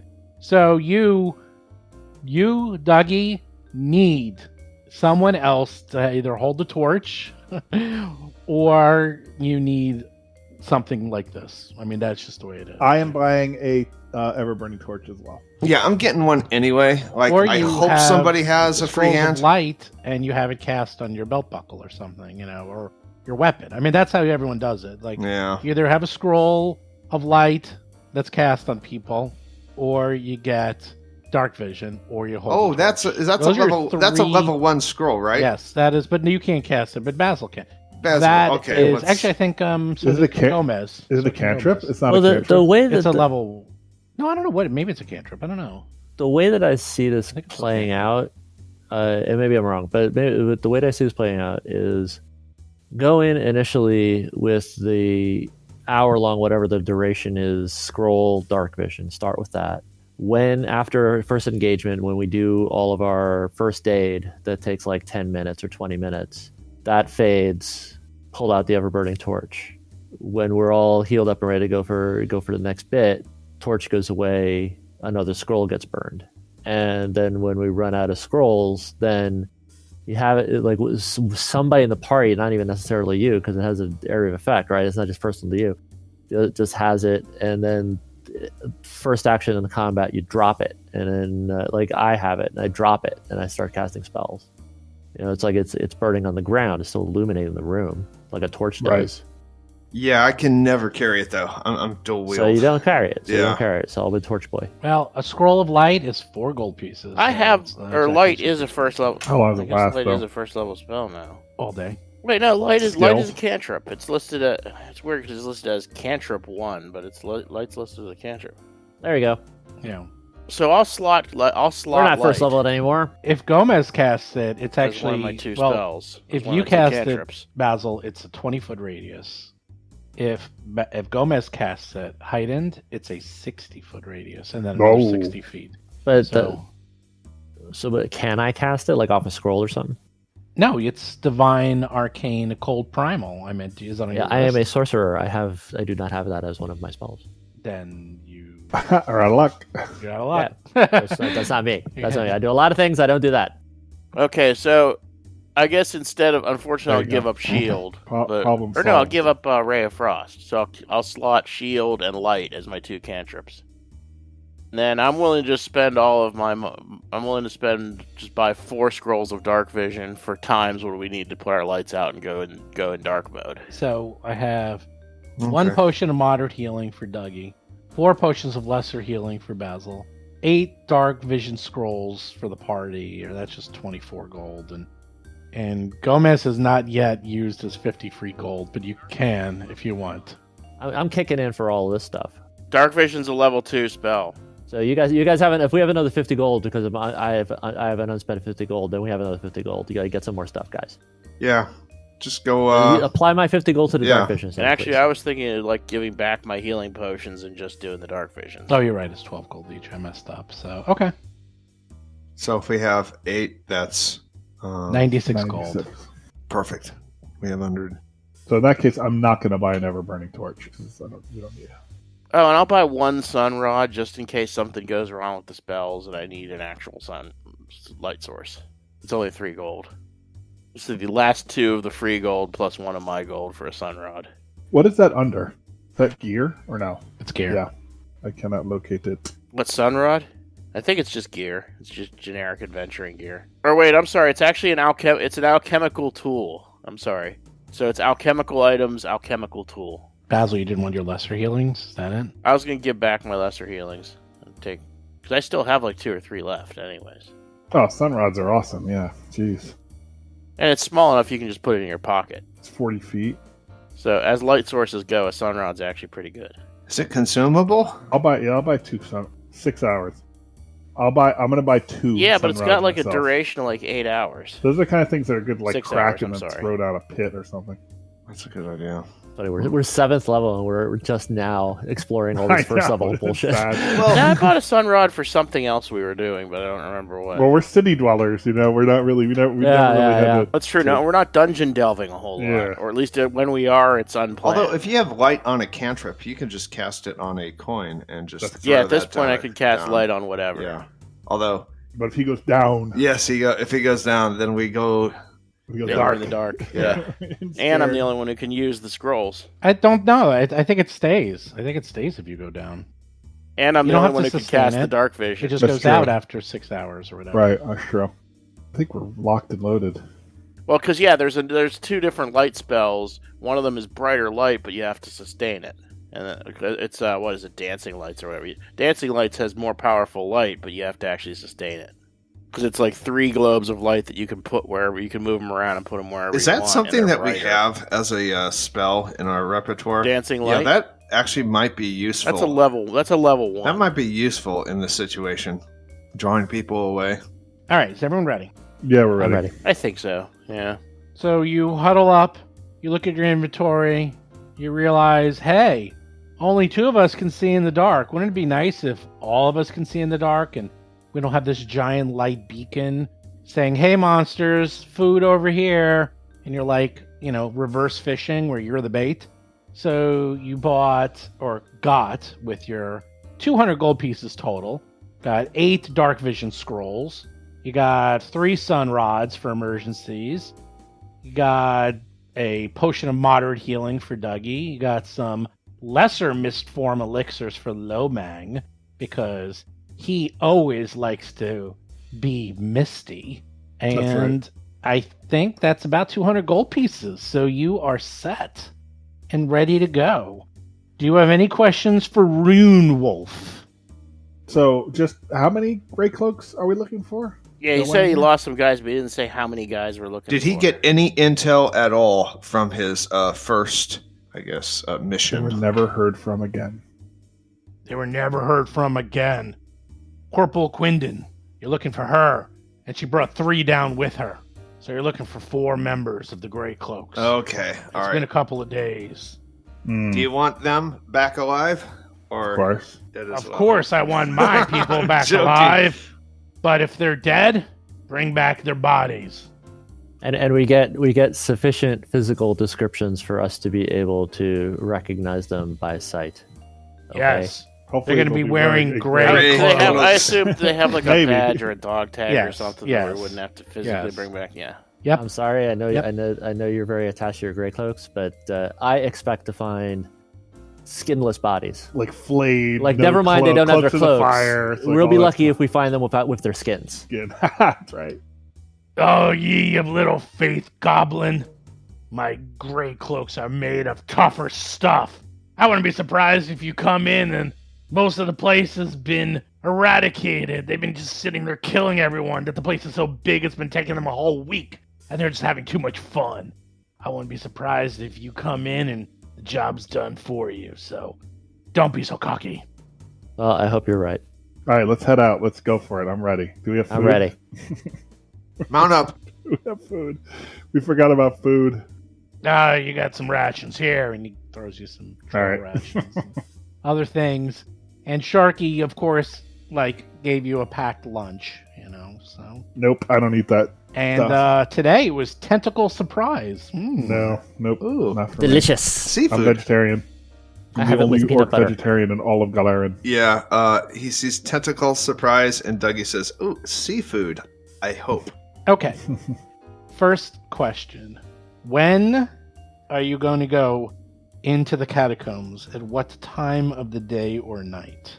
We should go at the stroke of midnight Oh, that's a good idea. for all the extra. For all the extra. Well, give me a time. Midnight. Yeah, midnight sounds good. That sounds like a cool time. Okay. Did not expect that, but you got it. Honestly, baby. we should go. In all seriousness, we should go immediately. Like as soon as we're ready, we go because TikTok, Right, that's true. like right now Oh, they're that's true, probably yeah. they're probably being tortured right now. As we Like speak. whatever We have to time go. it is now. Yeah, we go It's there immediately. early afternoon. So Okay. go right now. So we go. We Early go right afternoon. now. Go. Yeah, let's Okay. just go. Here we go. Do do do do do do do do do do. So I just wanted to mention something. Here's the fun part. Take a look at the map and where you are, and take a look at how big this map is. Just Oh, scroll wow. up. It was like I was waiting for the map to come up because it was just all black. It was like, oh, okay, I got to scroll down. I still have to scroll down. Yeah. Oh wait, I'm not done scrolling down. Yeah, we're way ahead of you. I already found Dougie. I was like, wow, this is a big map. That's good. You walk in, you find the catacombs and the entrance. Now, again, these catacombs are enormous.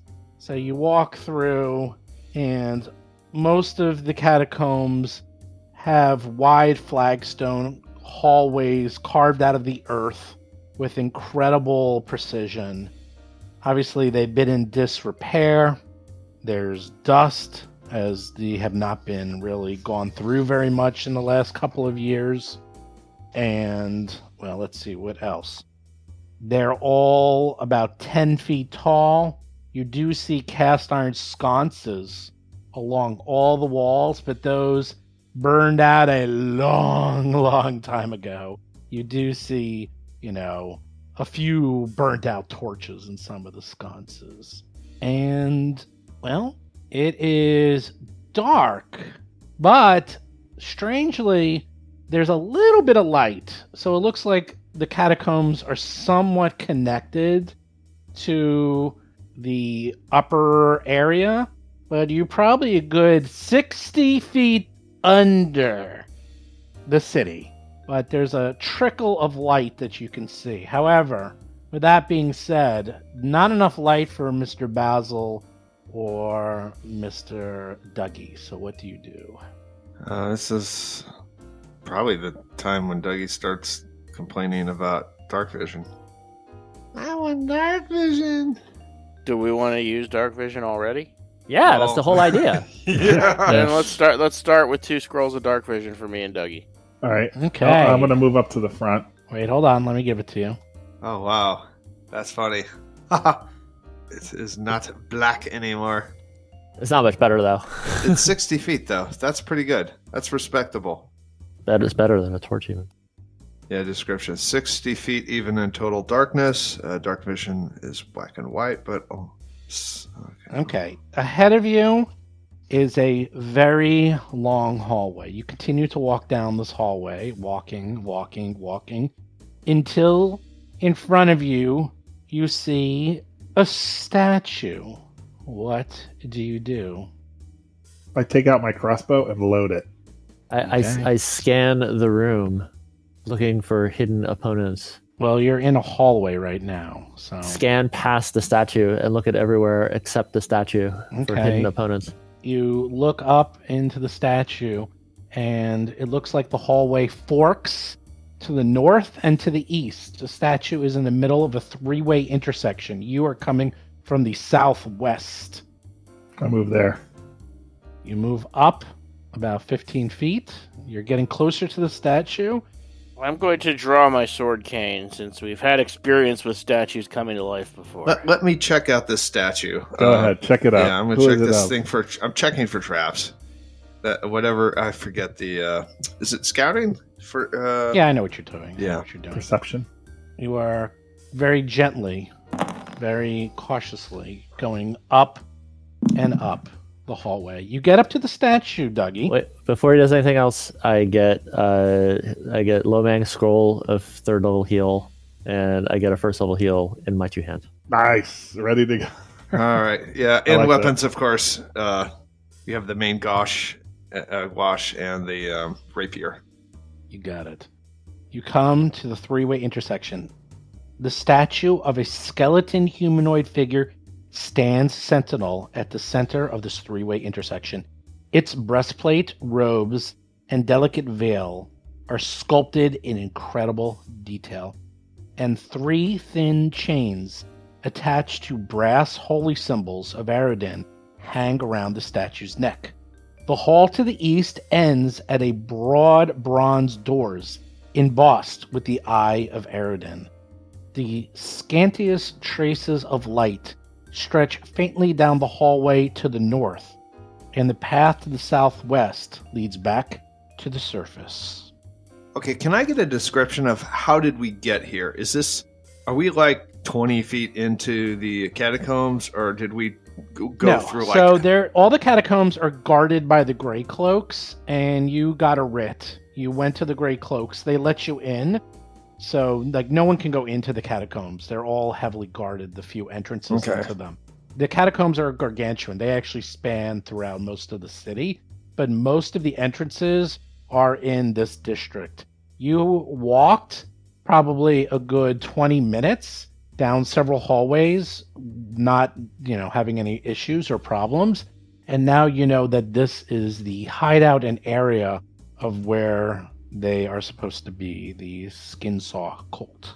So, like, how far are we from the nearest guard that we passed? Like an hour away or 10 minutes 20, away? like 20 minutes, I'd say. Oh, 20 minutes. Okay. Yeah. So to the north, you are seeing light coming. And to the east, you see two very large double doors with the Eye of Eredin emblazed on the doors. Dougie's gonna say, hey guys, there's light to the north, but could you guys detect magic? This is a very, very nice sculpture up close. And I think we might be in a magic situation. If it's not a trap, basically, is it a trap? If it's not a trap, let's move on. All right, well, so there's no detect magic. To detect if it's a trap. Dougie so far doesn't see any traps. I or walked anything around like the that. statue, Yeah, and you're fine. You're fine. everything's fine. I'm gonna Mhm. I'm gonna inspect these doors for traps. Okay. Using your master perception, you look at the doors and they look fine. You do notice that a lot of the dust in this hallway has been disturbed, so it looks like people have been coming and going through this hallway and opening and closing these doors quite a bit. I'm gonna listen to the doors. You listen to the doors. It's actually a little tough because it sounds like to the north of you is a very large cavern or some sort that's causing echoes to bounce throughout these caverns and catacombs. Plus, the door is pure bronze, so you don't really hear anything other than just the sounds of dripping water. Behind the doors. Just throughout. You can't really hear anything through the doors. Alright. They're too thick. I'm gonna wave for everybody to come. You guys want to open through these doors? I think we should go through the doors first. Okay.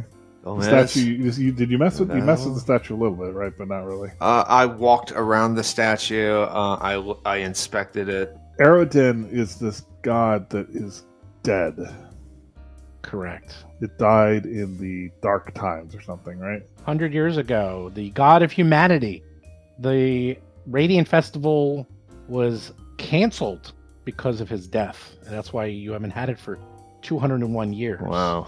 Because everyone was too upset to have it. He was originally a good god.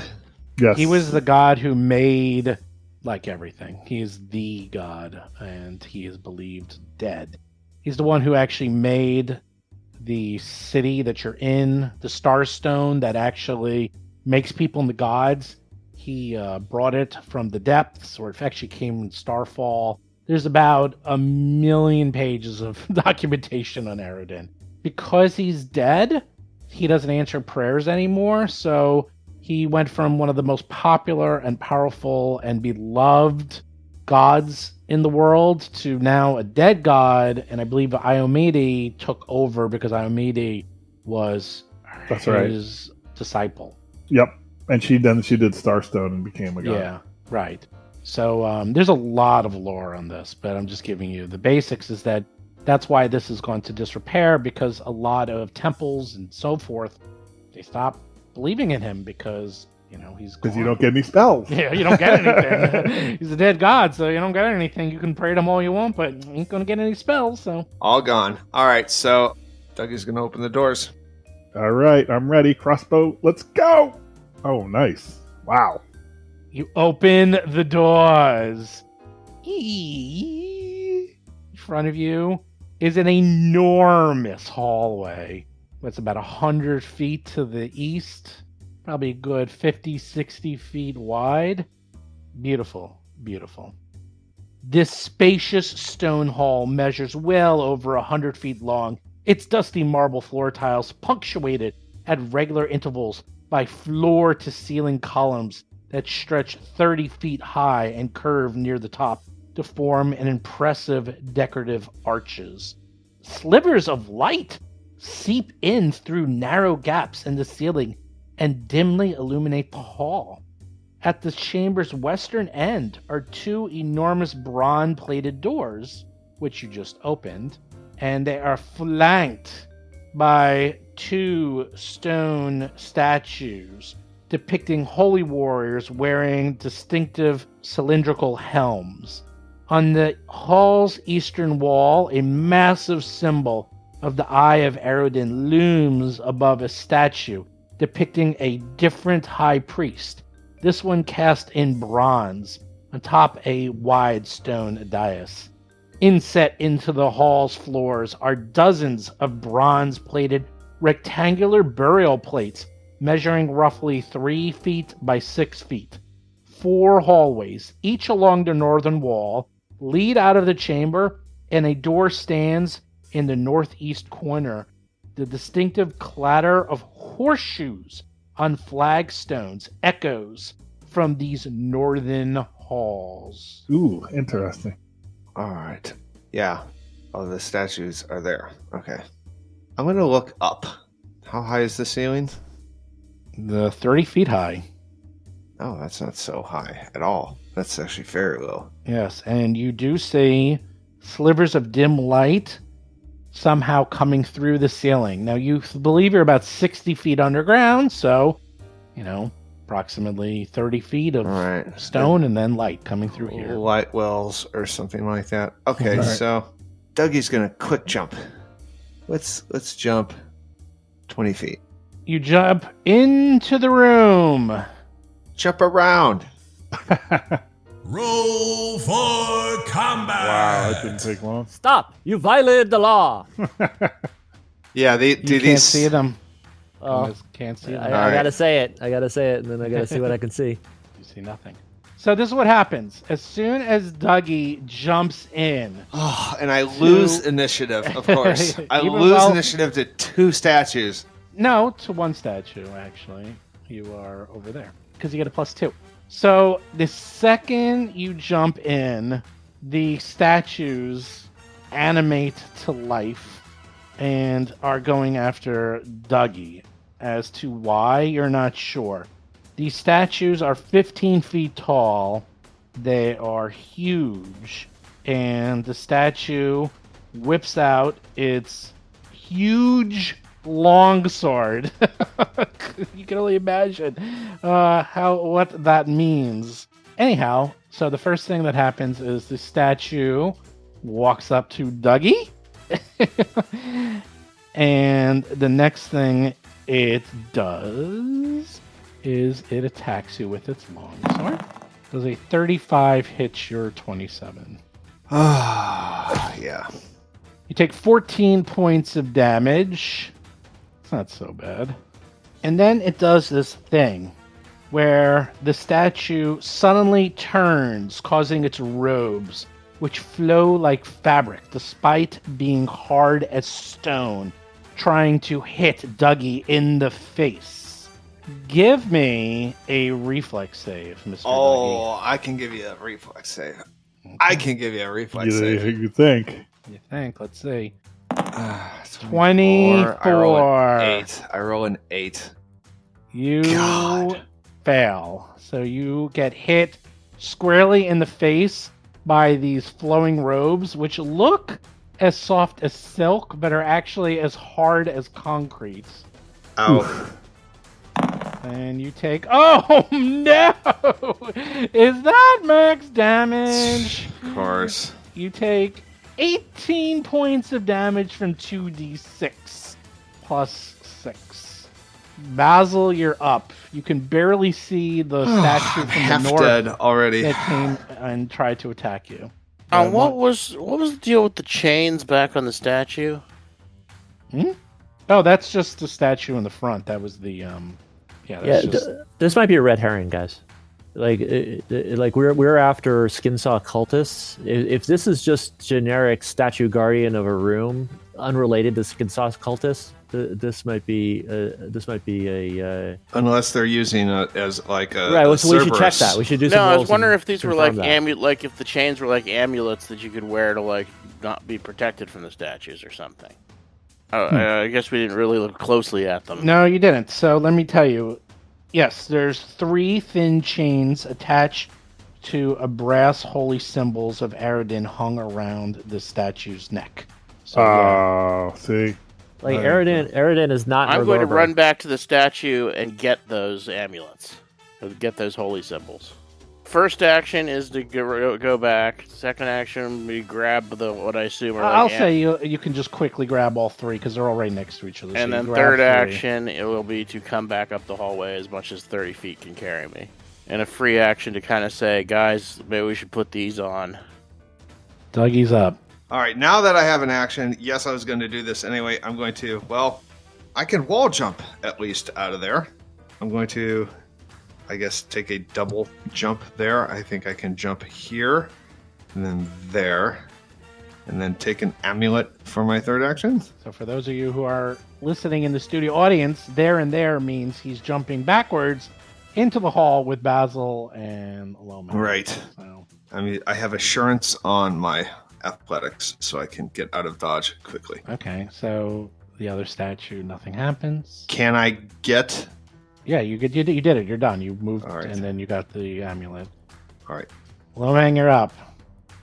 All right, I'll grab an amulet also as an action, I guess. Put it on, and Okay. I'm gonna back off 5 feet, and I'm done. Gomez, you're up. I delay. Okay, the statue goes back into the corner, and he goes back into his stance.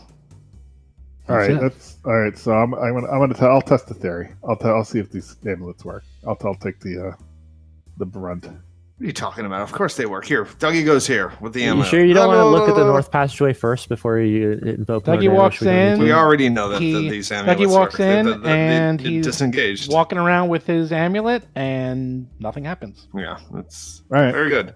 I did not hear about the descriptions of the amulets at all. I apologize. I didn't know they were on I the heard statue. chains, but I didn't kind of put it together as they were wearable items at first. But I was thinking, Yeah, about it sounded I was like it sounded like it was in the description of the statue itself, like it was part of the statue, not like that it was loose chains hanging from the statue. So there's only 3 though, right? Well, but we could have 3 people go through, then one person come back with a second amulet or something.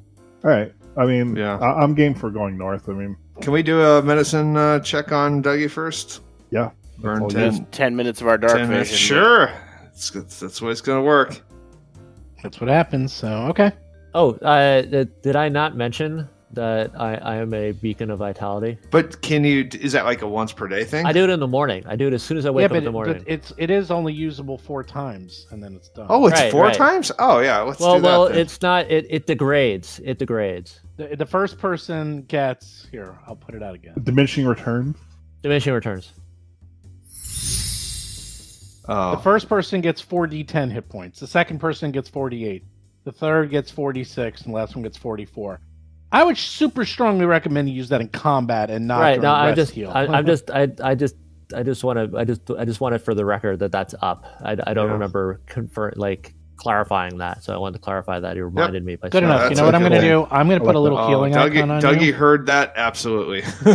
with a little 4 to show that you have 4 rounds left, or you have 4 charges left. Yeah, and if time is of the essence, maybe we want to just burn a crappy scroll and go. I don't know. You guys tell me. So I lost 38 hit points. There's no reason to go into combat with taking any damage. It's Yeah, I don't know. Like I don't know how the time thing works. You know, the narrative is they may be alive, they may be dead. Time is of the essence. That's Don't the care. narrative. Don't but care. But these things never work out that way. Like so Yeah. so usually the way they play out is you can spend an hour and they'll still be alive or dead, regardless. all Well, right. here's Well, the deal. I don't know. You are in the town of Absalom. You run out of scrolls, you can buy more. I mean, seriously, you guys have hundreds of gold pieces. yeah. And as for Time of the Essence, they went missing days ago. So So it doesn't matter.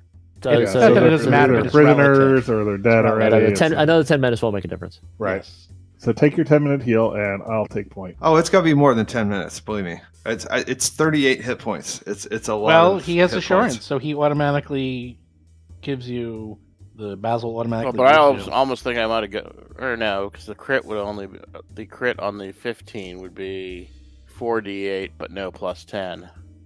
So Oh yeah, go with the still plus be about 10. the same. Yeah, the Or I could go do the DC 20 and hope to get a crit on it. Hey man, it's your heal. You decide. yeah. Chop, chop. It's up to you, Basil. I'm gonna do the DC 20, but I'm gonna do a regular roll to try to get a crit. Sounds good. Okay.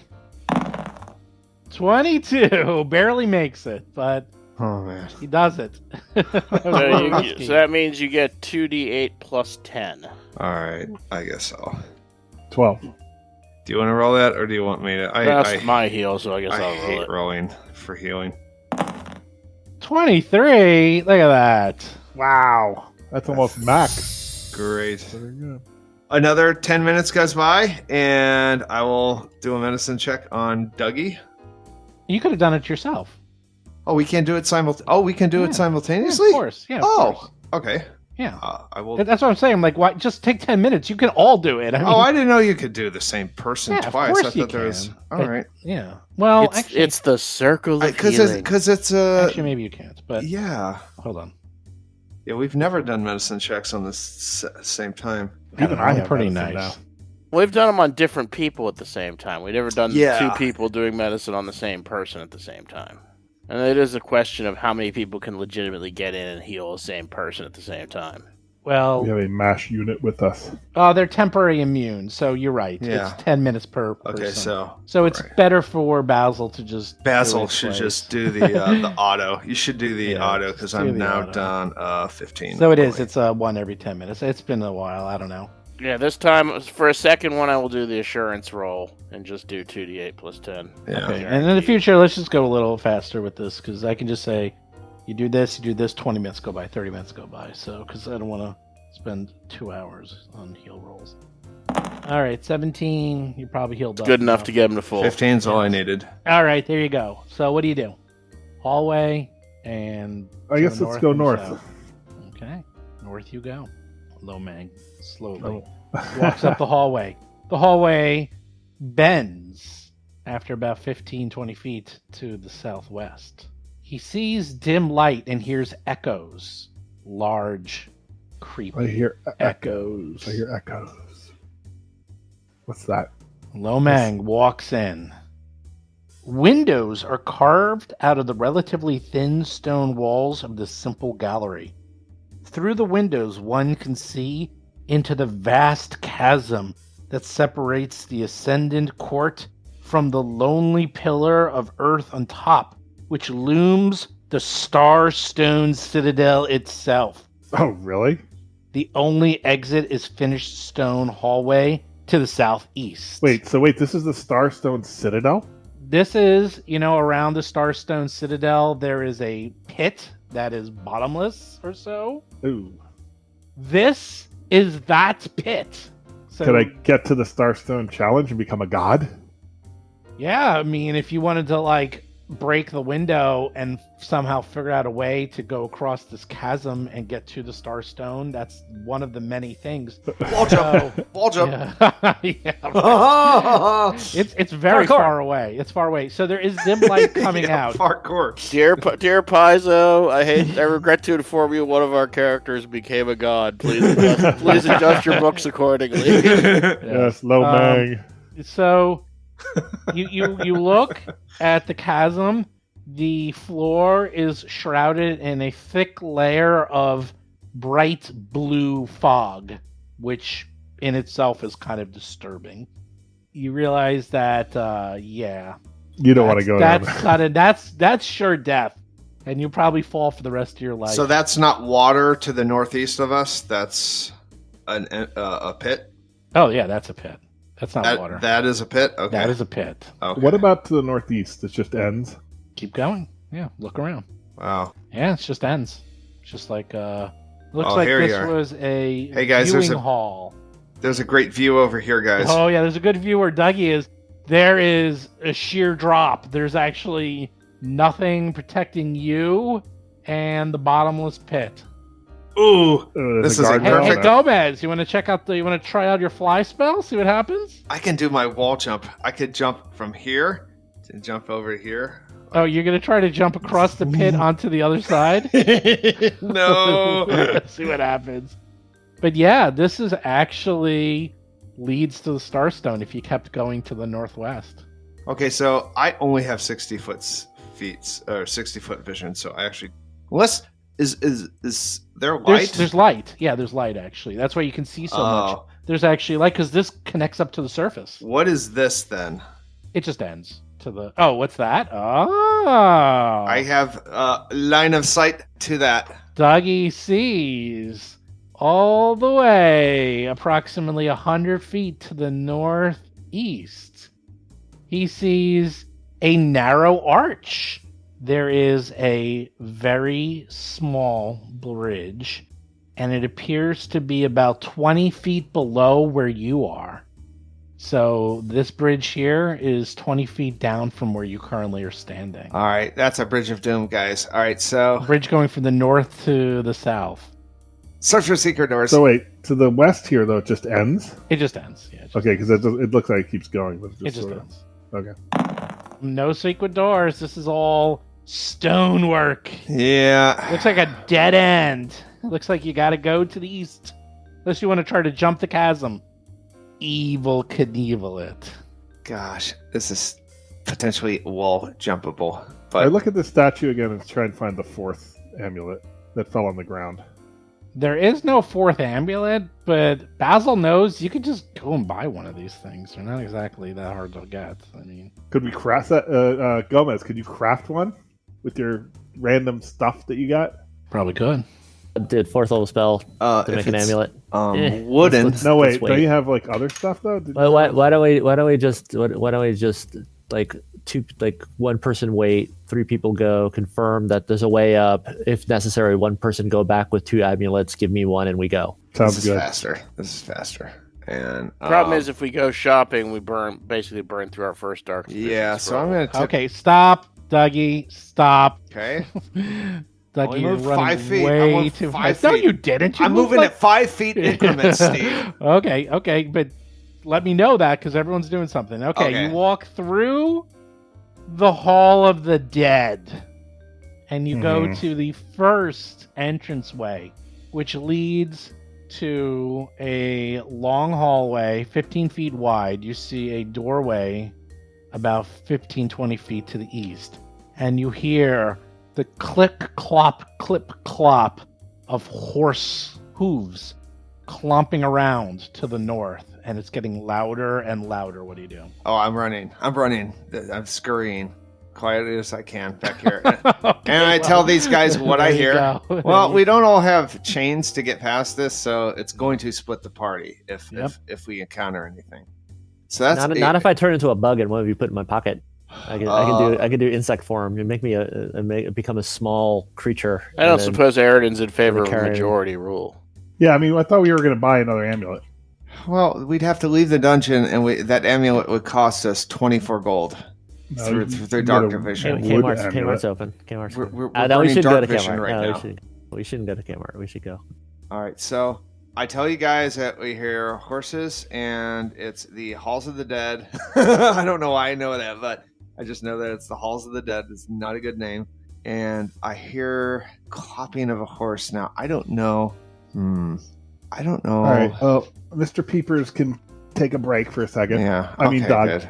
But yeah, okay. So one person's not is going to have to deal with these statues. So you want to turn into a bug and we don't. Yeah, I can turn into. Hopefully, they don't attack. I have a scroll of pest form. I could turn into a tiny animal such as a rat or a praying mantis, an insect, a cat, an insect, lizard, or a rat, and somebody stick me in their pocket and we try to sneak past the guard. Can I make a suggestion that maybe, they might expect non-believers to visit their dead relatives or whatever, and maybe if you're escorted by a person with an amulet, you're okay?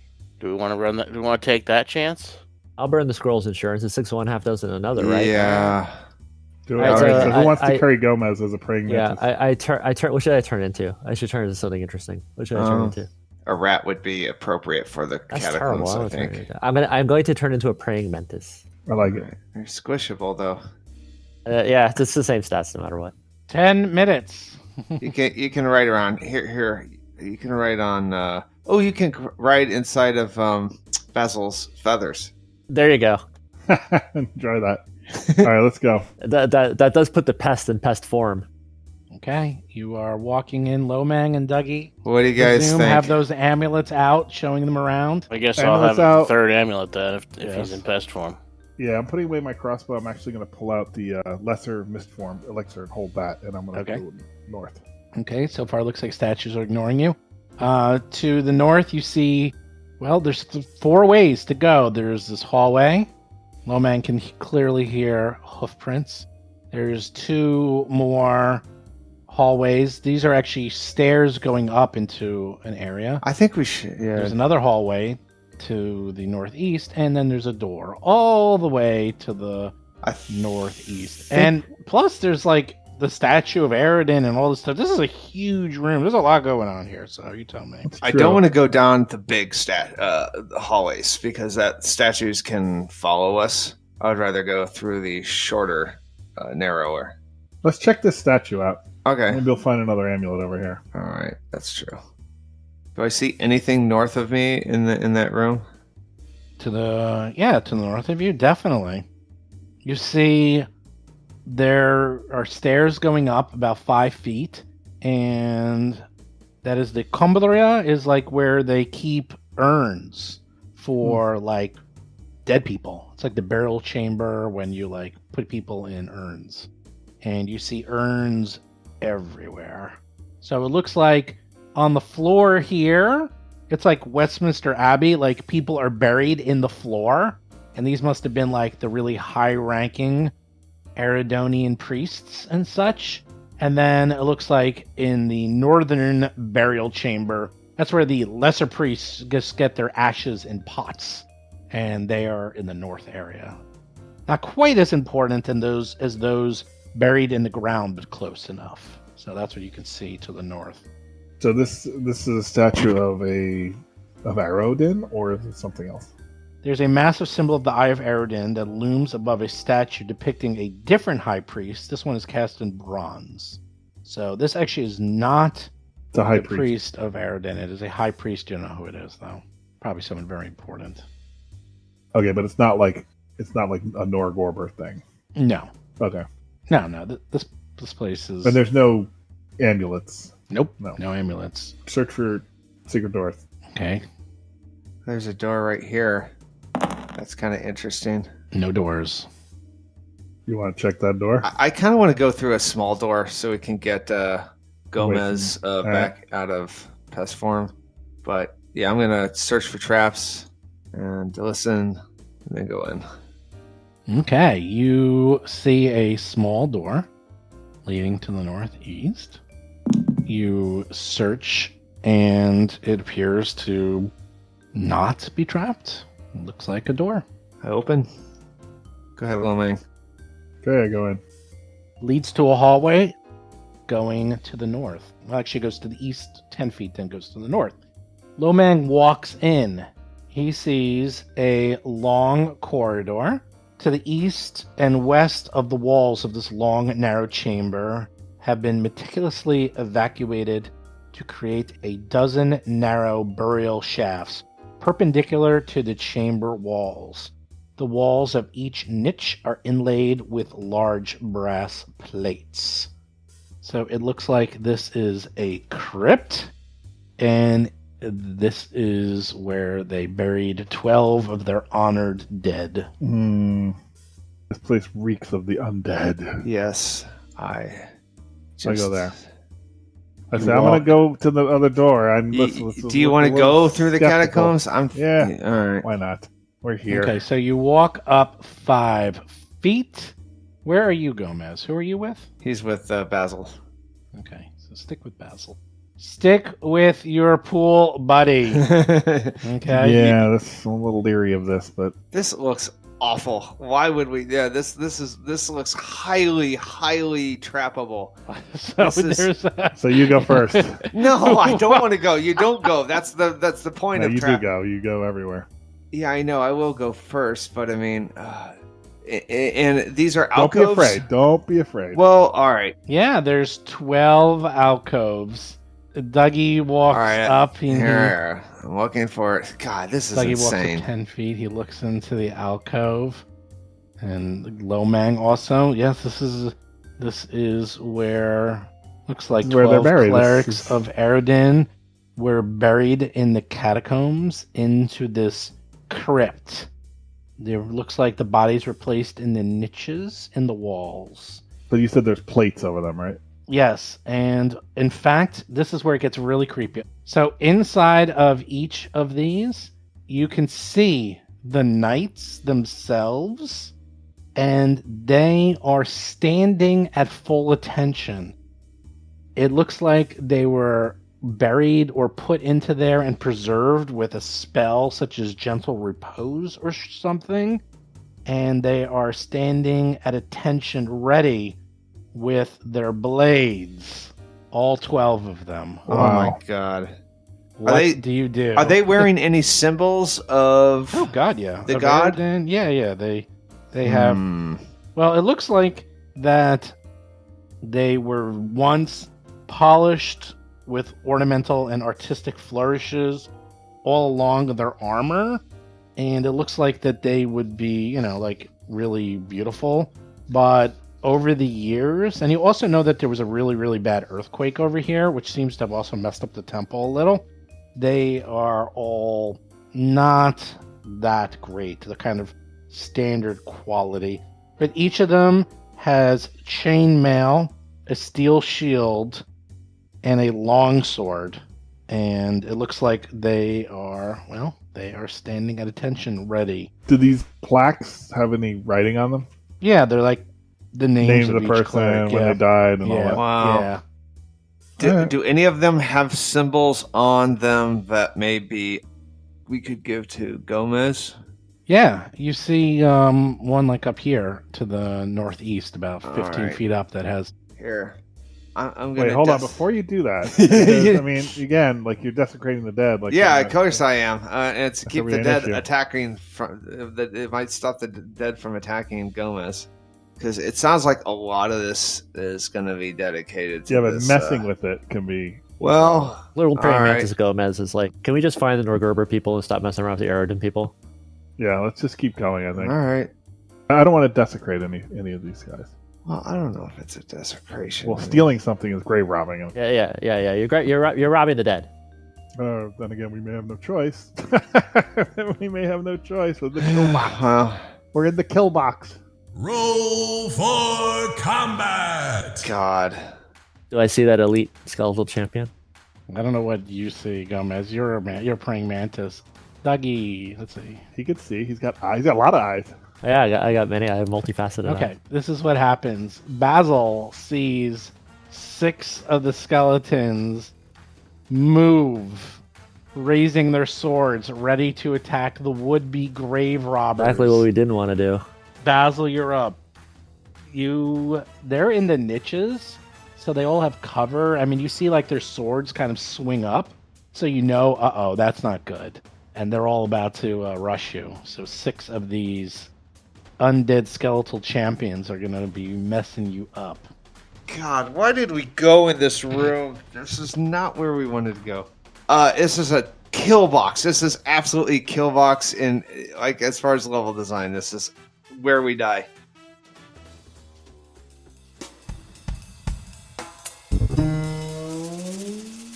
You've been listening to Roll for Combat, Agents of Edgewatch. If you have a question or comment for the show, please visit us at rollforcombat.com. You can also find us and play various games on our Discord channel at discord.rollforcombat.com.